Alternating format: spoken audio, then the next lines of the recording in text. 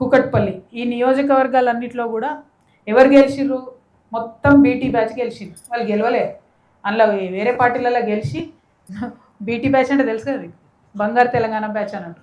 UT batch అంటే ఉద్యమం batch. ఉద్యమం బ్యాచ్ గెలవలే ఎవరు, మొత్తం బీటీ బ్యాచ్ గెలిచిర్రు. గెలిచిన వాళ్ళు అంతా ఇళ్ళకి వచ్చిర్రు అన్నట్టు. ఉప్పల్ నియోజకవర్గంలో మొదలంటే షేర్ సుభాష్ రెడ్డి అన్న, అది మన బేతి సుభాష్ రెడ్డి అన్న గెలిచిండు. కానీ మొన్న కాంగ్రెస్లో గెలిచిన ఉప్పల్ ఆయన కూడా కాంగ్రెస్ మనిషి లక్ష్మారెడ్డి లాస్ట్ మినిట్లో వచ్చి టికెట్ తీసుకొని ఆయన గెలిచి.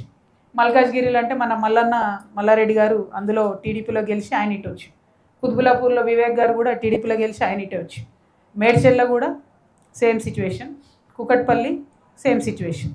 వీళ్ళందరూ ఏంది అని అంటే ఉద్యమాలు చేసినటువంటి ప్రతి ఒక్క ప్రజల్ని కూడా అనగదొక్కి కంప్లీట్గా ఈ బంగారు తెలంగాణ బ్యాచ్ మొత్తం మేడ్చల్లో ఎందుకు వచ్చిరు వీళ్ళంటే అభివృద్ధి కోసం రాలే. ఎందుకంటే అభివృద్ధి అనేది ఏడ కనవలే నాకు మేడ్చల్లో తిరుగుతాయి. అంటే పై సోప్ టాప్ మంచిగా ఉంది, ఒకటో రెండు పెద్ద రోడ్లు ఉంటాయి, దాని చుట్టూ అన్ని ఇంటర్నేషనల్ బ్రాండ్స్ ఉంటాయి, ఓకే.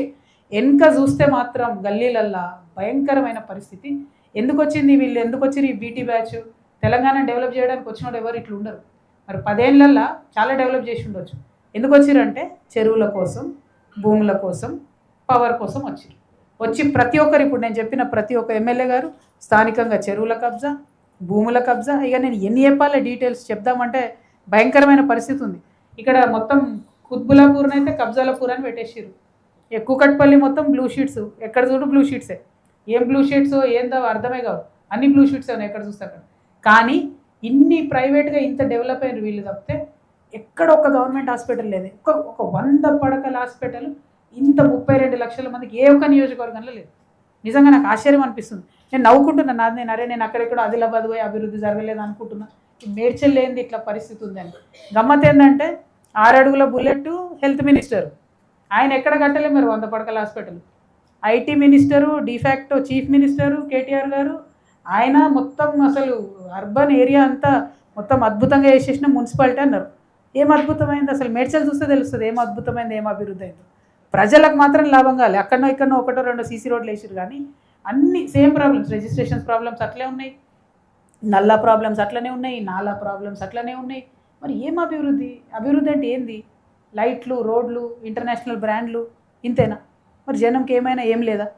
దోమలు బుక్కుతున్నారు నిజంగా. దమ్మాయిగూడలో చూస్తేనైతే జనాలు ఘోరమైన పరిస్థితి ఉంది. ఈ ఇద్దరు కూడా మొత్తం చాలా చాలా డెవలప్ చేసినామని చెప్పుకునే బీఆర్ఎస్లో కూడా మేడ్చల్ అయితే అభివృద్ధి కాలేదు. కాంగ్రెస్ వచ్చినాక ఇక పెనంలోకి వెళ్ళి పొయ్యిల పడ్డ పరిస్థితి అయింది. ఆ మాత్రం అంతో ఇంతో జరిగింది కూడా కాంగ్రెస్ వచ్చినాక.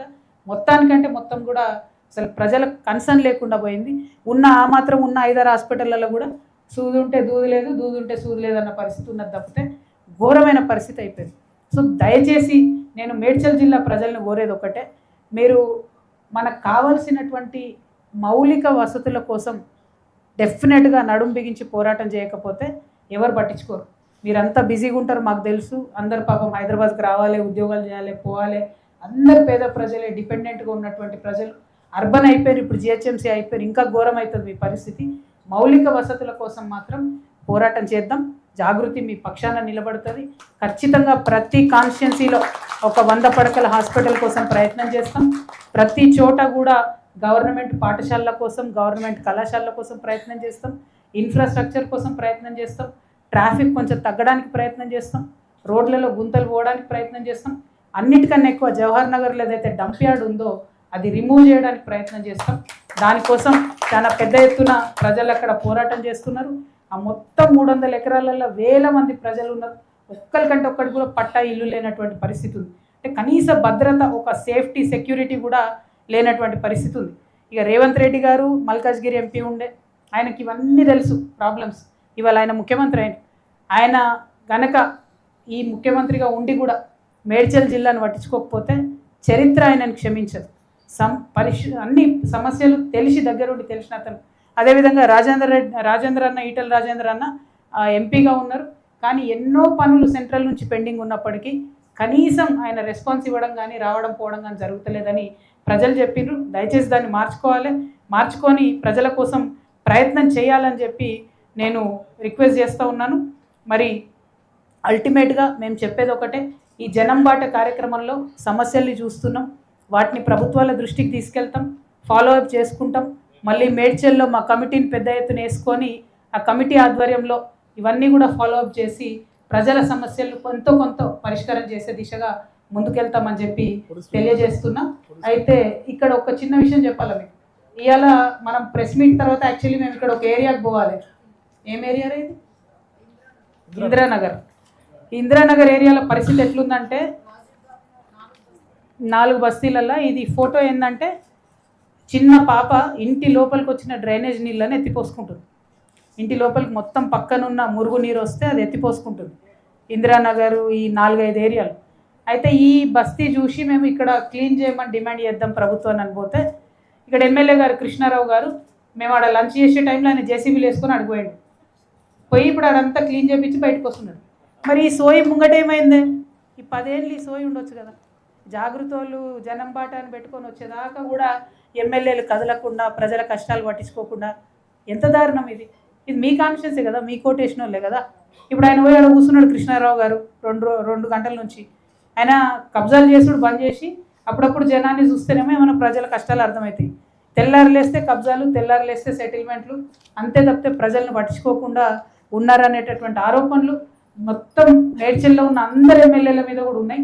మరి ఒకరు అని నేను పేరు చెప్పదలుచుకోలేదు. సరే మీరు సంపాదించుకున్నారు, కానీ ఇప్పుడో ప్రజల దిక్కన్నా చూడాలి అని నేను కోరుతా ఉన్నా. రెండవది హైడ్రా మాత్రం చాలా దారుణంగా ఈ మేడ్చల్ మొత్తంలో కూడా పెద్దవాళ్ళ పక్షాన్నే పనిచేస్తుంది. నేను ప్రతి చోట నాకు వచ్చినటువంటి కంప్లైంట్స్ని హైడ్రా కమిషనర్ గారికి ఫార్వర్డ్ చేస్తా. మీరు చర్యలు తీసుకోకపోతే మాత్రం మీరు మీ ప్రభుత్వం పెద్దల పక్షమే, పేదల పక్షం కాదనేటటువంటి క్లారిటీ ప్రజలకు వస్తుందన్న విషయాన్ని తెలియజేస్తూ మళ్ళొకసారి మీడియా మిత్రులందరికీ కూడా ధన్యవాదాలు.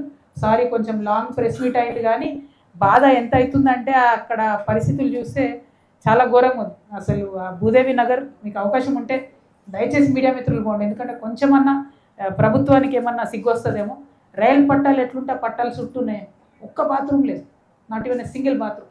ఎంత బాధ అయిందంటే అందుకే అక్కడ కట్టిస్తామని ఇమీడియట్గా చెప్పడం జరిగింది. సో ఇట్లాంటి అనేక అంశాలు నిజంగా ఇది ఒక సామెత చెప్తారు పెద్దవాళ్ళు, విశ్వ పర్యటన చేస్తే నాలెడ్జ్ వస్తుందని చెప్తారు.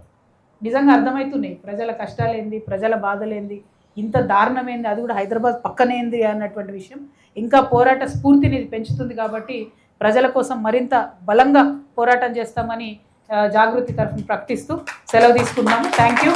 జై తెలంగాణ, జై తెలంగాణ. వీక్ అనిపిస్తుంది, లేట్ అయిందా మరన్నా? మహబూబ్ నగర్ వచ్చారు. ఇది తీసుకో.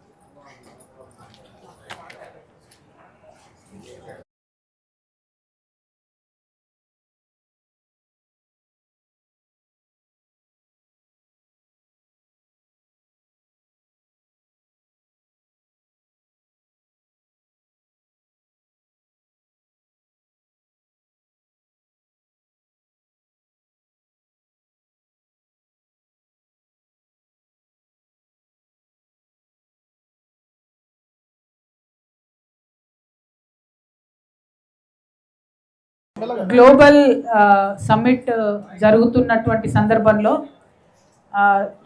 రాష్ట్ర ప్రభుత్వం అన్ని జిల్లా కలెక్టరేట్లో కూడా మరి తెలంగాణ తల్లి బొమ్మను పెట్టమని అడిగిరట. మేము ఇదివరకే తెలంగాణ జాగృతి నుండి ప్రకటించున్నాం, అది తెలంగాణ తల్లి కాదు, కాంగ్రెస్ తల్లి. మా తెలంగాణ ఉద్యమ తల్లి వేరే రకం ఉంటుంది. ఆమెను మార్చి మీరు ఇంకొకరు బొమ్మ పెట్టి ప్రజల మీద రుద్దాలని చూస్తే మేము ఒప్పుకునే ప్రసక్తే లేదు. మీరు ఇప్పుడు కలెక్టరేట్లలో పెట్టుకుంటారా, ప్రతి ఊర్లో పెట్టుకుంటారా, ఏం పెట్టుకుంటారా పెట్టుకోండి, కానీ ఎప్పుడో ఒకప్పుడు భగవంతుడు అవకాశం ఇస్తాడు, మాకు కూడా అవకాశం వస్తుంది. అప్పుడు మాత్రం అన్నీ తీసి మళ్ళీ మీ గాంధీ భవన్కి పంపిస్తామనే విషయాన్ని తెలియజేస్తూ ఇది కరెక్ట్ కాదు. ప్రజా ఆమోదం లేనటువంటి తెలంగాణ తల్లి విగ్రహాలు పెట్టడం అన్నది కరెక్ట్ కాదు అనే విషయాన్ని నేను ప్రభుత్వానికి తెలియజేస్తూ ఉన్నాను. అదేవిధంగా అసిస్టెంట్ పబ్లిక్ ప్రాసిక్యూటర్ ఎగ్జామ్స్ 14వ తారీఖున జరుగుతున్నాయి. దానికి 4000 మంది హాజరవుతున్నారు. ఈ 4000 మందిలో చాలామంది సర్పంచ్ ఎన్నికలలో పోటీ చేస్తున్నారు. అసిస్టెంట్ పబ్లిక్ ప్రాసిక్యూటర్స్ అంటే వాళ్ళంతా కూడా చదువుకున్న వాళ్ళు, లాయర్లు, కాబట్టి వాళ్ళు తీవ్రంగా రిక్వెస్ట్ చేస్తున్నారు, డిమాండ్ చేస్తున్నారు దాన్ని వాయిదా వేయాలని చెప్పి. వేరే ఎగ్జామ్స్ ఉంటే ఎలక్షన్ డేట్స్లో అవి వాయిదా వేసిండ్రు, ఓన్లీ ఇది ఒకటే వాయిదా వేయలేదు. మేము పొద్దునుండి సివి ఆనంద్ గారికి, వివి శ్రీనివాసరావు గారు ఎవరైతే ఆ బోర్డు చైర్మన్ ఉన్నారో ఎగ్జామ్ కండక్ట్ చేయడానికి, వారికి కూడా ప్రయత్నం చేసినాం, వారు అందుబాటులోకి రాలేదు. అందుకే పత్రికా ముఖంగా మళ్ళీ ఒకసారి డిమాండ్ చేస్తున్నాం, అసిస్టెంట్ పబ్లిక్ ప్రాసిక్యూటర్ ఎగ్జామ్ని వాయిదా వేయాలి, ఈ సర్పంచ్ ఎన్నికలు అయిపోయిన తర్వాత పెట్టాలని డిమాండ్ చేస్తున్నాం. అట్లనే ఇంకా చాలా సమస్యలు ఉన్నాయి అన్న. మీరు బొల్లారం అంటున్నారు, బొల్లారం రైల్వే గేట్ ఇట్లా మస్తున్నాయన్న, అన్నీ చెప్పుకుంటూ పోతే రేపు పొద్దున్న దాకా అవుతుంది అన్న. 3-4 గంటలు ట్రాఫిక్ జామ్ అవుతుంది. మీ ఏరియా ప్రాబ్లం నాకు తెలుసు, కానీ అట్లా ప్రతి నియోజకవర్గంలో సేమ్ ఇష్యూస్ ఉన్నాయి.